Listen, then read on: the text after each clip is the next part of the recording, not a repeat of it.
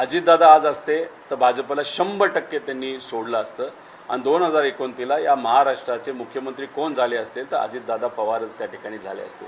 आता ते धाडस आणि अजितदादांच्या बाबतीतली घटना झाल्यानंतर त्याच्यात इतक्या शंका असल्यामुळे हे धाडस आत्ताच्या या दोन पक्षातल्या नेत्यांना अजिबात त्या ठिकाणी होणार नाही हे मी स्पष्टपणे तिथं सांगतो।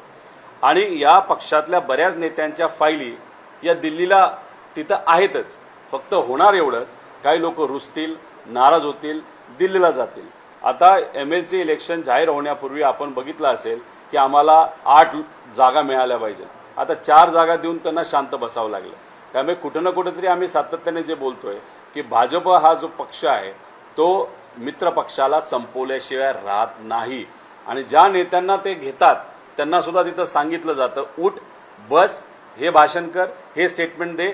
सोशल मीडिया अकाउंट सुद्धा जे काँग्रेस आणि आमच्या पक्षातून भाजपमध्ये गेलेले नेते आहेत त्यांचं सोशल मीडिया अकाउंट सुद्धा भाजपच्या कार्यकर्ते नाही तर RSSच्या कार्यकर्त्याकडनं त्या ठिकाणी हँडल केलं जातं। त्यामुळे हे लोक तिथं कुठेही कुणी साथ भाजपची सोडणार नाही। एक मात्र खरं 29च्या आधी अजितदादांच्या पक्षाचे आणि एकनाथ शिंदे साहेबांच्या पक्षातले 40 आमदार मात्र नक्कीच त्यांची साथ सोडून भाजपमध्ये जाऊ शकतील आणि त्यावेळेस सामान्य परिवारातले सामान्य कुटुंबातले लोकांना आमदार होण्याची संधी तिथं मिळणार, कारण लोकच इतकी चिडलेली असतील या नेत्यांना बाजूला सारून सामान्य लोकांना पुढे आणतील आणि निवडून देतील असं मला तरी त्या ठिकाणी वाटतं। ती अस्वस्थता वाढली आहे शिंदे गटाची, कारण त्यांच्या जसं ते म्हणतात की अनेक आमदारांना त्यांच्याकडून फोडण्याचा प्रयत्न या महाराष्ट्रावर असं वक्तव्य येतं। या महाराष्ट्रावर जेव्हा अन्याय होतो, सामान्य लोकांवर अन्याय होतो, आम्ही अस्वस्थ होतो, पण आम्ही सत्तेत नाही ना गेलो, आम्ही रस्त्यावर उतरलो। आमचं ते धाडस आहे। तिकडं काय होणार, अस्वस्थता राहणार। एकदा नाराज झाले तरी ऐकलं नाही, दोनदा नाराज झाले तरी ऐकलं नाही, तीनदा नाराज झाले ऐकलं नाही, आता भाजप त्यांना गृहीत धरत जाणार। सत्तेसाठीची अस्वस्थता आहे, सत्तेसाठी अस्वस्थता आहे, नाहीतर उद्या जाऊन आपल्या पक्षाला खाल्लं जाईल याची अस्वस्थता असू शकते।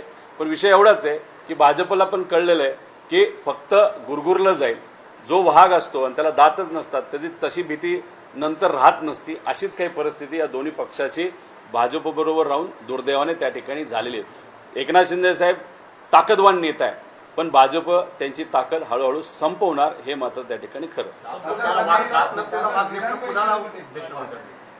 भाजप बरोबर असणारे दोन्ही पक्ष यांना त्या ठिकाणी मी बोलतोय की वाघ आहेत, दाखवतात वाघ आहेत, पण त्यांच्याकडे दुर्दैवाने दात सगळे भाजपली त्या ठिकाणी काढून घेतले। जसं पोलीस प्रशासनाचं दुर्दैवाने आज झालेलं आहे। पोलीस प्रशासनामधले अनेक अधिकारी चांगले आहेत, कॉन्स्टेबल चांगले आहेत, पण वरून दबाव असल्यामुळे त्यांचं काय झालं की कुणीच त्यांना दुर्दैवाने तिथं घाबरत नाही आणि याच्यात कायदा व सुव्यवस्थेची परिस्थिती या महाराष्ट्रामध्ये दुर्दैवाने खराब होत चालली। अशाच नवनवीन अपडेट्ससाठी डिजिटल कोल्हापूर चॅनेलला सबस्क्राईब करायला विसरू नका।